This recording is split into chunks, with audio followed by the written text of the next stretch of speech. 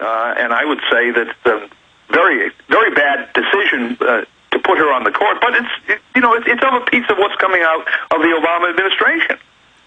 Well, everything they do is of this type.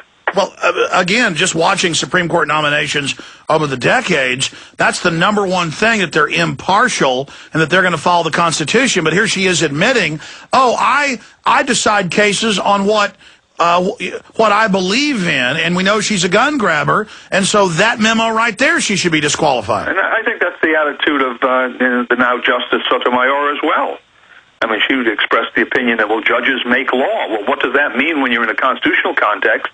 I take it that means that she thinks that she can make or unmake different provisions of the Constitution, which is clearly contrary to the whole theory of constitutional jurisprudence. Well, why even have a Congress? Why even have a president if the Supreme Court can do everything for us? Well, that's right. They become the super legislature, in fact, superior to Congress, because they can write constitutional decisions that, according to them, control what Congress can do.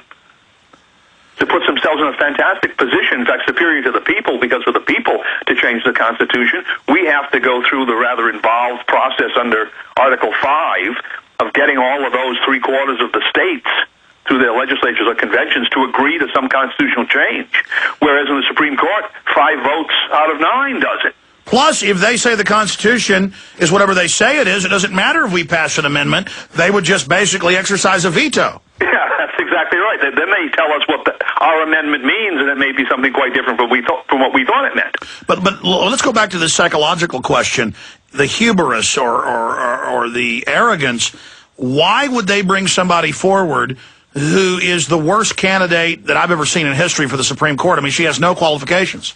Well, number one, she's going to be there for a very long time. They want their kind of person there, so she fits, and she fits from the point of view of ideology. And maybe also it's to show us that they can get away with anything they want to in very brazen fashion, because she is relatively outspoken in terms of these ideological proclivities. So you add all of that up. But I think the real reason was she's someone who's going to be there quite a long time, and she fits the ideological mold perfectly. And she's apparently perfectly willing to exercise that ideology no matter what the Constitution may say. But doesn't this just further discredit the court? Well, yes, I guess it does, but you tell me whether the court hasn't already been discredited beyond salvation at this point in time. I mean, I spent years litigating cases in the Supreme Court before Sotomayor or Kagan came on the court, and I learned a long time ago that we were not going to restore the constitutional foundations of this republic through the Supreme Court of the United States.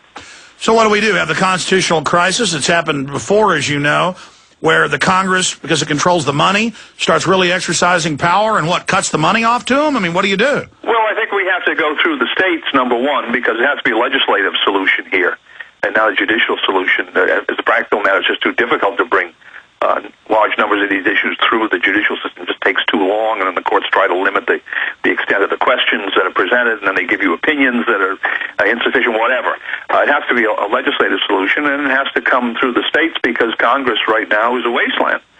I think you will end up with a constitutional crisis. You're going to come up to a situation where some significant number of states are taking one route, and Congress, perhaps backed by some of the other states, are taking another route, and the people are going to have to weigh in on one side or the other, and we can just keep our fingers crossed it'll be on the right side.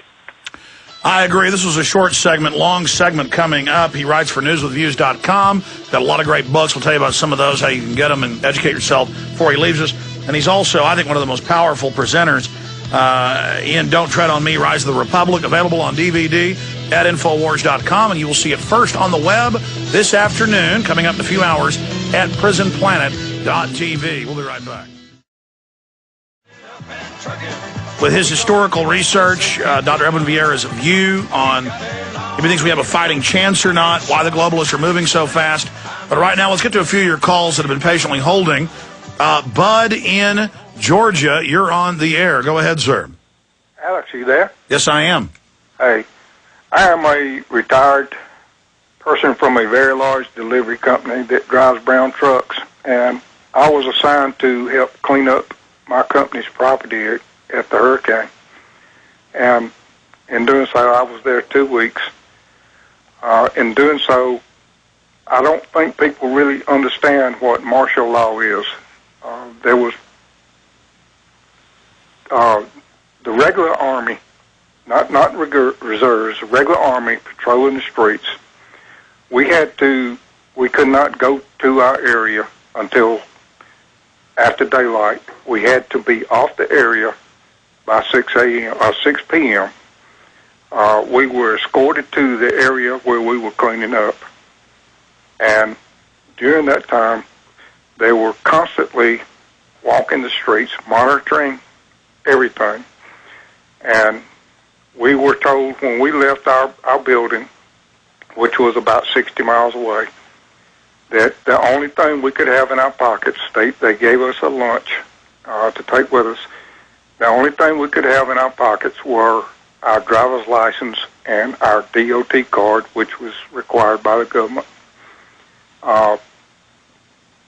Patrolling the area,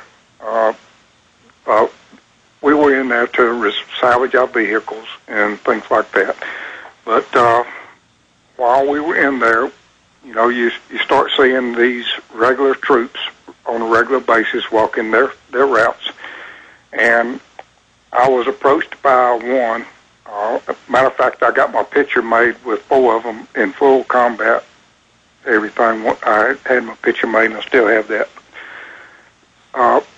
I was approached by one, came up to me and said, if I see anybody that looks like he's going to be looting or looks like he might have a weapon, to come and get him, that he wanted me to come get him personally, that he wanted to take him out, that they had orders to take anybody out that was looting or had a weapon. And then they went and confiscated citizens' guns who were high and dry. And we've had military call in that talked about witnessing the police with chains ripping the doors off jewelry stores and dragging safes out. Did you see, and it was also on the news, the police looting Walmart. Did you see any of that? No, I'm sorry I didn't see that. Well, I'm glad you didn't see it. Well, God bless you, sir. I appreciate that call. For those that just joined us, those are some leftover callers from previous hour when we were taking calls from people that witnessed what martial law is like. Going back to Dr. Edwin Vieira, shifting gears, I wanted to ask you this question. During the break, I was saying, why are they so bold? Why are they moving so fast? And you said they're running out of time. Recap that in your own words, because you've got some faith. You think people are waking up. Well, this economic machine that they're running out of the Federal Reserve is like a car with square wheels, Alex. You drive a car with square wheels long enough, and there'll be a lot of damage to the front end, damage to the differential, damage to the transmission. And at some stage, that car is going to fall apart. You know that. You just don't know exactly when, but as it's shaking itself to pieces, at a certain stage, you say, well, it's not going to be very much longer. And I think that's what they're looking at. They recognize they can't really be sure they can keep this system under control, so they have to get as much control of us into place as possible in the shortest length of time, because they don't know exactly when the crisis is going to hit. Now, the difficulty for them, however, is that their technique has always been the boiling of the frog story, right?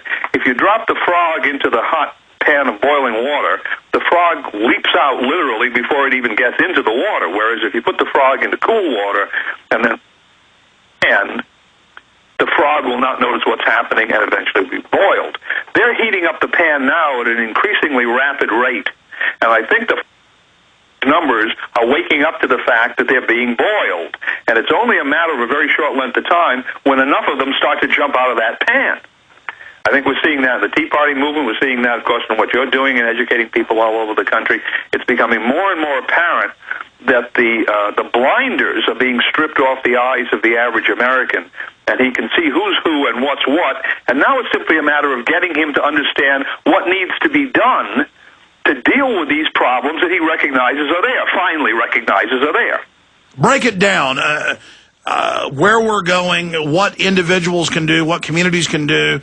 Let's say you're the general trying to direct people on the best course of action to take the republic back from these people via the states and as well as the federal government.